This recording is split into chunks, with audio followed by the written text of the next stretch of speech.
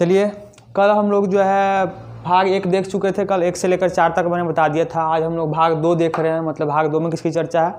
तो नागरिकता की चर्चा है। नागरिकता की चर्चा जो है कहाँ से कहाँ तक किया गया है? तो ये आर्टिकल जो है 5 से 11 के बीच किया गया है। तो इस बात तो मैंने थोड़ा बेसिक बात बताया। आप सबसे पहले हम नागरिकता समझ लेते हैं, इसकी परिभाषा थोड़ा समझ लेते हैं कि आखिरकार नागरिकता होता क्या, नागरिक हम किसको कहेंगे। तो इसके लिए आपको पहले 2 वर्ड समझना पड़ेगा। एक होता है पर्सन, एक होता है सिटीजन। मतलब दोनों व्यक्ति का एक होता है पर्सन, एक होता है सिटीजन। तो ये दोनों में अंतर क्या होता है?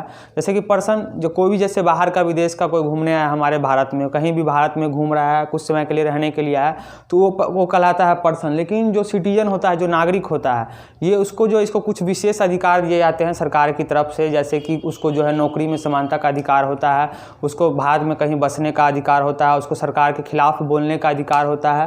जैसे आपको आगे जो अब पार्ट 3 जब पढ़ाएंगे, भाग 3 पढ़ाएंगे, तो उसमें फंडामेंटल राइट ही पढ़ाना है। तो उसमें बताएंगे कि नागरिक को जो कुछ विशेष अधिकार कैसे दिए गए। जैसे आर्टिकल 15, 16, 19, 29, 30। आर्टिकल 15 क्या कहता है आगे बताएंगे। जैसे कि किसी सरकार जो किसी के साथ धर्म, वंश, जाति के आधार पर कोई भेदभाव नहीं करेगा। 16 में कहता है कि आपको लोक नियोजन में समानता। ऐसे ही जो है कुछ विशेष अधिकार जो दिए जाते हैं व्यक्ति को जो भारत में, उसी को हम सिटीजन या नागरिक कहते हैं। उसकी परिभाषा जो इसकी चर्चा हमारे संविधान में जो की गई है, तो भाग 2 से जो है आर्टिकल 5 से 11 के बीच में उसको क्लियर किया गया। उसी को हम लोग देखेंगे। एक बात और क्वेश्चन पूछता है कि नागरिकता की चर्चा सर्वप्रथम किसने किया था? तो नागरिकता की चर्चा जो सर्वप्रथम जो है अरस्तू ने किया था। इस बात को याद रखना है। अब हम सीरियल से देखते हैं कि आर्टिकल 5, 6, 7, 8, 9, 10, 11 क्या कह रहा है। इसको याद करेंगे अभी क्लास में। तो 5 हमारा कह रहा है कि आर्टिकल 5 ये कहता है कि संविधान के प्रारंभ में नागरिकता, मतलब जब हमारा संविधान लागू हुआ था 26 जनवरी 1950 को, तो उसके संविधान के प्रारंभ में नागरिकता दी गई थी। किस आधार पर दी गई थी? जैसे कि उसका, इसमें 3 शर्तें दी गई। जैसे कि उसका जन्म भारत में हुआ हो, या उसके माता पिता का जन्म भारत में हुआ हो, या 5 वर्ष पूर्व, मतलब कि संविधान लागू से होने से 5 वर्ष पूर्व से भारत में रह रहा हो। मतलब तीनों में से कोई अगर एक कंडीशन वो फॉलो करता हो तो वो भारत का नागरिक माना जाएगा। जैसे कि उसका जन्म भारत में हुआ हो, हम लोग तो मेनली हमारा जन्म तो भारत में हुआ, तो उसी प्रकार उसका जो, ये अब तो खत्म हो गया है। मेनली जब संविधान लागू हुआ था उस समय के लिए आर्टिकल है। तो किसी का अगर जन्म भारत में हुआ हो तो वो भारत का नागरिक होगा, या उसके माता पिता भारतीय हो तो भी वो नागरिक होगा, या वो संविधान लागू यानी कि 26 जनवरी 1950 से 5 साल पहले यानी कि 1945 से अगर भारत में रह रहा हो तो वो भी भारत का नागरिक होगा। तो ये आर्टिकल 5 कहता है। अब आते हैं आर्टिकल 6 अनुच्छेद 6 में। तो कहता है पाकिस्तान से भारत आए लोगों की नागरिकता की चर्चा किस में है? तो ये आर्टिकल 6 में। मतलब कि जब भारत आज़ाद हुआ था, जब भारत बटा था पाकिस्तान और भारत में, तो पाकिस्तान से भी बहुत सारे लोग यहाँ भारत में आए थे और भारत से भी बहुत सारे लोग जो है पाकिस्तान गए थे। तो इसमें जो है पाकिस्तान से आए लोगों की नागरिकता की चर्चा किस आर्टिकल में की गई थी? तो आर्टिकल 6 में की गई थी। लेकिन बाद में फिर इसमें एक कंडीशन जोड़ दिया गया। बोला गया कि 19 जुलाई 1948, मतलब कि 19 जुलाई 1948 के बाद जो भी आप पाकिस्तान से भारत में आएगा उसको आप 6 मंथ वेट करना, मतलब उनको आप रजिस्ट्रेशन करवाना होगा। वहाँ पे एक ऑफिस था, रजिस्ट्रेशन करवाना होगा। उसके बाद उनको वेट करना पड़ेगा 6 मंथ। उसके बाद उसको भारत की नागरिकता मिलेगी। अगर 19 जुलाई 1948 से पहले आ गए भारत में तो कोई बात ही नहीं है। अगर 19 जुलाई 1948 के बाद अगर पाकिस्तान से कोई भारत आ रहा है तो फिर उसको 6 मंथ वेट करना होता था। तो उस प्रकार इसमें पाकिस्तान से आए लोगों की, भारत आए लोगों की नागरिकता की चर्चा आर्टिकल 6 में। अब आता है अनुच्छेद 7। इसमें कहा गया भारत से पाकिस्तान गए, मतलब कि बहुत सारे लोग थे जो भारत से भी पाकिस्तान चले गए, वहाँ से भी यहाँ पर आए। तो इसमें कहा गया ये कि भारत से जो पाकिस्तान चले गए और फिर पुनः जो वहाँ से वापस भारत आ गए, उस लोगों की नागरिकता की चर्चा जो है अनुच्छेद जो है 7 में किया गया है। जैसे कि आपको पता है कि बहुत सारे लोग जो है, मतलब कि जब बंटवारा हो रहा था 1947 में, बंटवारा हुआ भारत और पाकिस्तान का, तो बहुत सारे लोग पहले ही से जाने लगे। तो इसमें एक कंडीशन जोड़ा गया था कि 1 मार्च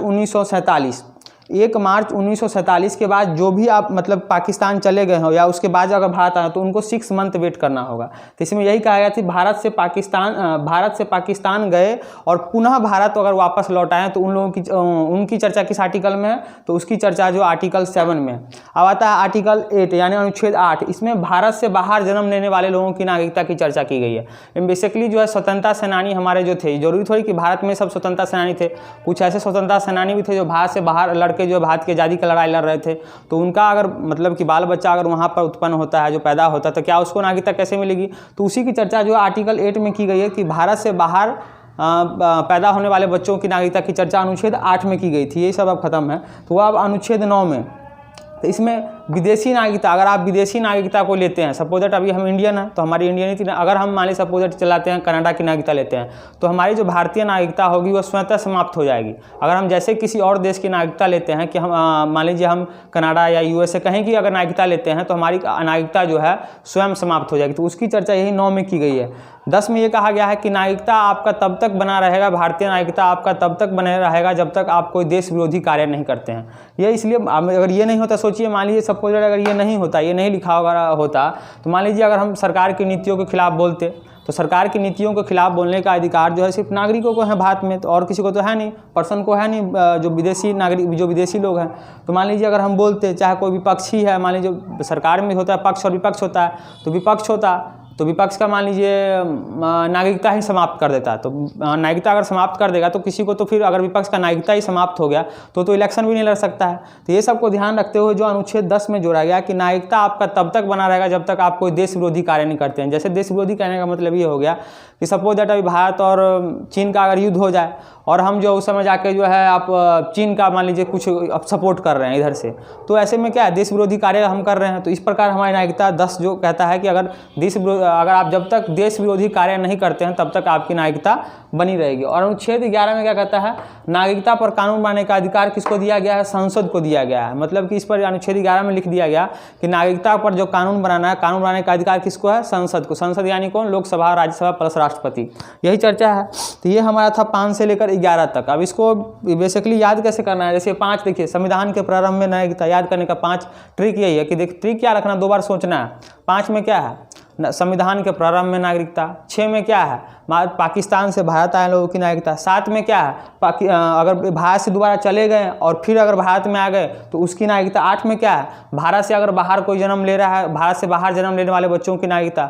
9 में क्या है, 9 में विदेशी अगर नागरिकता आप लेते हैं तो स्वतः समाप्त हो जाएगी। 10 में क्या है, अगर आप जो है कोई देश नागरिकता आपका तब तक बना रहेगा जब तक आप देश विरोधी कार्य नहीं करते हैं। 11 में आपका जो है नागरिकता पर कानून बनाने का अधिकार किसको दिया गया है, संसद को दिया गया।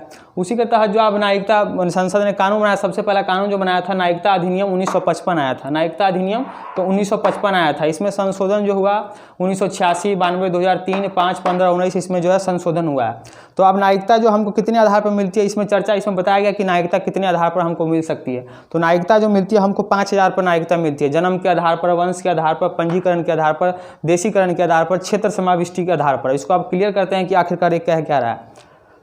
जैसे कि इधर से, ठीक है, इधर से, तो इसमें 5000 पर नागरिकता कौन कौन, जन्म के आधार पर, वंश के आधार पर, पंजीकरण के आधार पर, देशीकरण के आधार पर, क्षेत्र समाविष्टि के आधार पर। तो जन्म के आधार पर, जो आप जन्म के आधार पर देखते हैं तो इसमें यह कहा गया था कि कोई भी अगर भारत में अगर कोई भी जन्म लेता है तो भारत का नागरिक होगा। जैसे कोई सीधे लिख दिया कि भारत में अगर कोई भी जन्म ले रहा है तो भारत का नागरिक होगा। अब इसका बहुत ही वो होने लगा, जैसे कि आप कोई विदेशी महिला गर्भवती है, आप भारत में घूमने के लिए आई, उसी में अगर घूमने के चक्कर में उसका अगर यहाँ बच्चा हो गया तो भारत का नागरिक हो जाएगा। ये तो ऐसे तो ढेले मान ले कि बाहर से घूमने आएगा, भारत का नागरिक हो जाएगा। तो एक दिक्कत था। तो बाद में सरकार का आँख खुला 1986 में, और उसमें से कहा गया 1986 में संशोधन इसमें किया गया जन्म के आधार वाले में, और कहा गया कि माता पिता भारतीय हो, मतलब या माता पिता दोनों में से कोई जो है भारतीय हो, उसके आधार पर, उसके जन्म के आधार पर उसको नागरिकता मिलेगी। लेकिन फिर इसका जो है मतलब कि फिर इसमें मतलब कि इसका मिस यूज होने लगा। कोई विदेशी मान लीजिए पाकिस्तानी, मेनली पाकिस्तानी इसका मिस यूज करने लगा। अब वह मान लीजिए पाकिस्तान में पढ़ने के बहाने से आया, सपोज दैट आप जम्मू कश्मीर का इलाका ले सकते हैं, पढ़ने के बहाने आया और पढ़ते पढ़ते उसने मतलब कोई लड़की से अफेयर वगैरह हो गया, इधर बच्चा हो गया, बच्चा यहाँ छोड़ के पाकिस्तान भाग गया, तो उसको भी नागरिकता मिल जाती थी। तो बाद में इसमें संशोधन किया गया 2003 में, और बोला गया कि दोनों कानूनी रूप से लीगल, मतलब वैलिड हो। ये नहीं कि आप यहाँ पढ़ने आए और कुछ करके चले गए। तो यही इसमें बताया गया है कि जन्म के आधार पर, पहले जन्म के आधार पर कैसे, तो पहले था सिर्फ कि माता पिता, पहले था कि किसी को भी मिल सकता था, लेकिन बाद में 1986 में संशोधन किया गया, बोला कि माता पिता दोनों में से कोई भारतीय हो। बाद में बताया गया 2003 में कि दोनों कानूनी रूप से लीगल हो। यहाँ उसका वंश के आधार पर, तो वंश के आधार पर जैसे कि इसमें ये कहा है किसी का अगर मतलब किसी को नागरिकता मिलेगी तो उसको वंश के आधार पर, जैसे हम लोग को वंश, हमारे दादाजी यहाँ के, हमारे परदादा जी यहाँ, तो हमको वैसे लेकिन वंश के आधार पर भी नागरिकता मिली है। तो इसमें पहले ये था कि वंश जो गिना जाता था उसके पिता के आधार पर, वंश किस आधार पर माना जाता था, उसके पिता के आधार पर। अगर हमारे पिता भारतीय हैं तो ही हमको वंश के आधार पर मिलेगा, पहले ये था। लेकिन बाद में फिर महिलाओं ने इस पर केस किया, उसके बाद जो है इसमें संशोधन किया गया 1992 में, और कहा गया कि माता पिता दोनों से वंश के आधार माना जाएगा। माता पिता अगर, क्योंकि महिला भी तो महिला ही बच्चा, ये थोड़ी कि पुरुष थोड़ी अकेले बच्चा पैदा करता है, महिला और पुरुष दोनों मिलकर बच्चा पैदा करता है ना। तो इसलिए दोनों को वंश के आधार पर तो 1992 में संशोधन किया गया कि माता पिता दोनों जो है दोनों के आधार पर वंश को गिना जाएगा। तीसरा आता है पंजीकरण द्वारा। तो पंजीकरण के लिए जैसे कि अगर आप लगता है कि आप मान लीजिए भारत में हैं, अगर आप 7-8 साल से भारत में रह रहे हैं, मान लीजिए आप भारत में रह रहे हैं, तो आपको लगता है भारत पसंद आता है कि हम यहीं के नागरिकता ले लें, तो अगर आप 7 साल से ज़्यादा अगर भारत में रह रहे हैं तो आप पंजीकृत कर सकते हैं, गृह मंत्रालय के पास जाके आप पंजीकरण अपना कीजिए, उसके बाद वो आपको नागरिकता यहाँ मिल जाएगी। ये नहीं कि आप मान लीजिए 7 साल आप यहाँ पर रह लिए और आप कहें कि हमको नागरिक दीजिए ही, वो डिसाइड करेगा कि आपको देना है कि नहीं देना। लेकिन अगर आप 7 साल से भारत में रह रहे हैं तो आप पंजीकरण कर सकते हैं भारतीय नागरिकता के लिए। उसके बाद आता है देशीकरण द्वारा।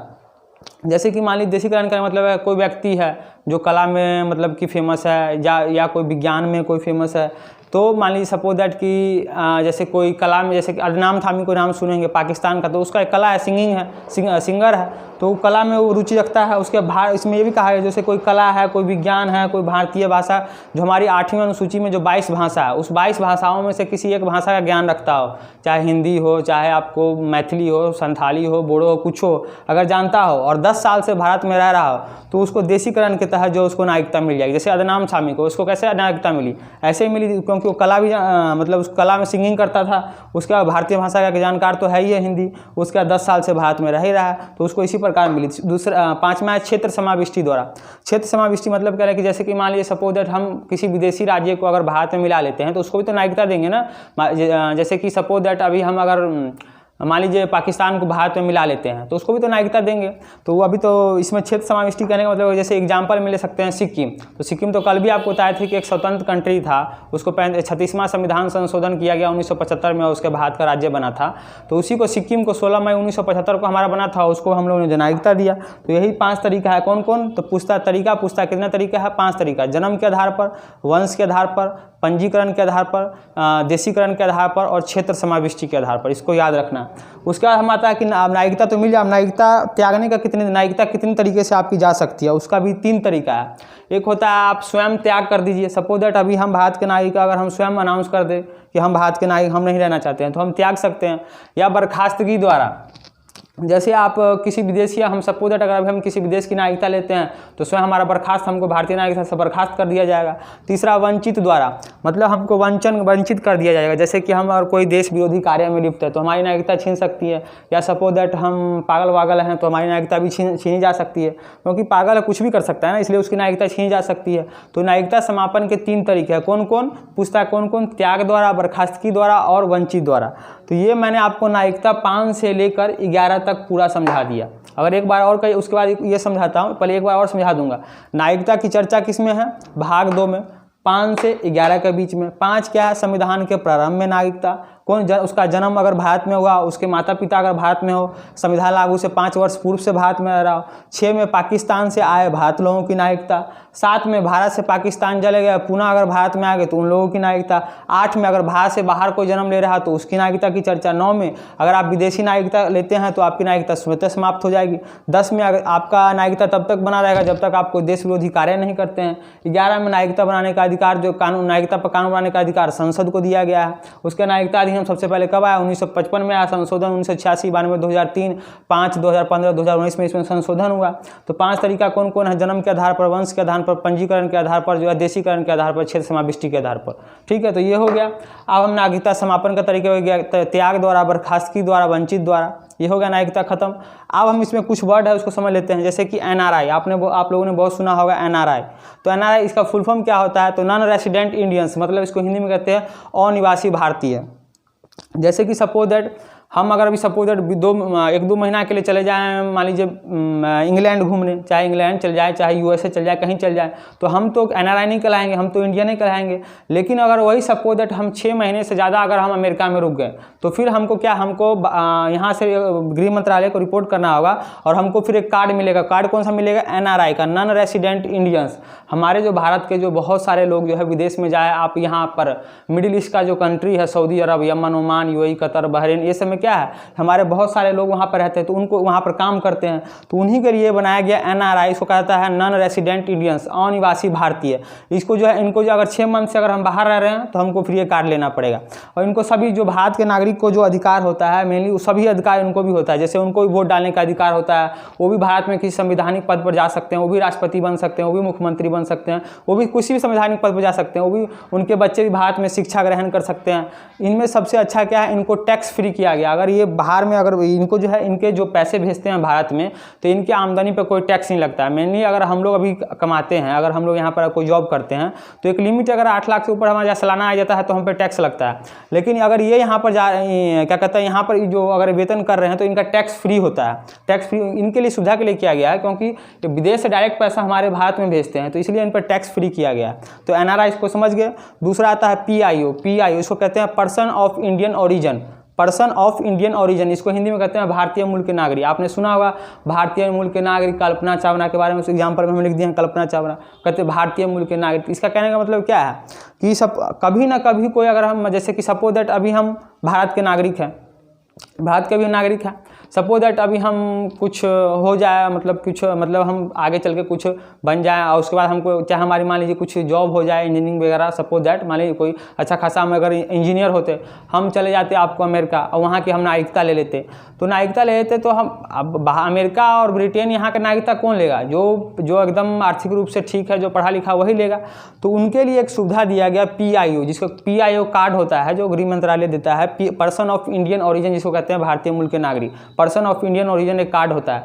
उस कार्ड के तहत उसमें ये भी सुविधा होता है कि आप भारत आइए। भारत इसलिए दिया जाता है ये कार्ड, क्योंकि हम अगर जन्म लिए हैं भारत में, अगर हम चले जाते हैं अमेरिका में, अगर हम कुछ बड़ा बन जाते हैं, तो हमको एक लगाव रहेगा, क्योंकि भारत मेरी मातृभूमि रहेगी। क्या मातृभूमि रहेगी?